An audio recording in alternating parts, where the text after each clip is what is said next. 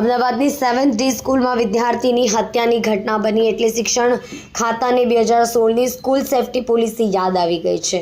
જિલ્લા શિક્ષણ અધિકારી ડોક્ટર ભગીરથસિંહ પરમારે તમામ સ્કૂલો માટે માર્ગદર્શિકા જાહેર કરી છે। સ્કૂલોને શિસ્ત સમિતિ બનાવવા વિદ્યાર્થીનીઓની બેગ ઓચિંતી તપાસવા આદેશ કર્યા છે।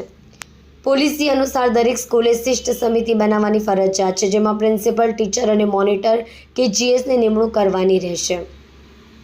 આ સમિતિ સ્કૂલ કેમ્પસ, સ્પોર્ટ્સ ગ્રાઉન્ડ અને એન્ટ્રી એક્ઝિટ સમયે વિદ્યાર્થીઓની સલામતી સુનિશ્ચિત કરશે। ઉપરાંત હવે વિદ્યાર્થીઓના બેગની ઓચિંતી તપાસ કરાશે। વાલીઓને પણ બાળકોની બેગ અને વ્હીકલ, ડિક્કી સહિતની તપાસ કરવા સૂચના અપાઈ છે।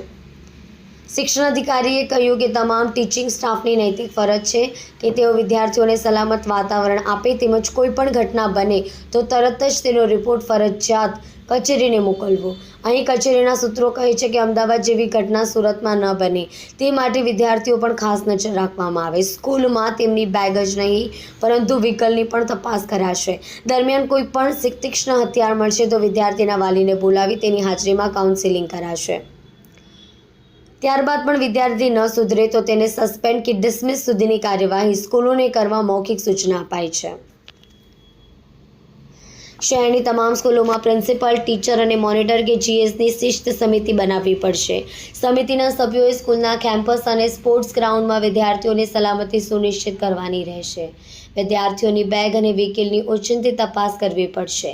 શિક્ષક ગેરહાજર હોય ત્યારે વિદ્યાર્થીઓને અન્ય વિદ્યાર્થીઓ સાથે અભ્યાસ કે કોઈ સકારાત્મક પ્રવૃત્તિઓમાં જોડવા પડશે, જેથી બાળકના વિચારો ખીલે। તીક્ષ્ણ હથિયાર મળે તો વાલીને હાજરીમાં કાઉન્સેલિંગ કરવું।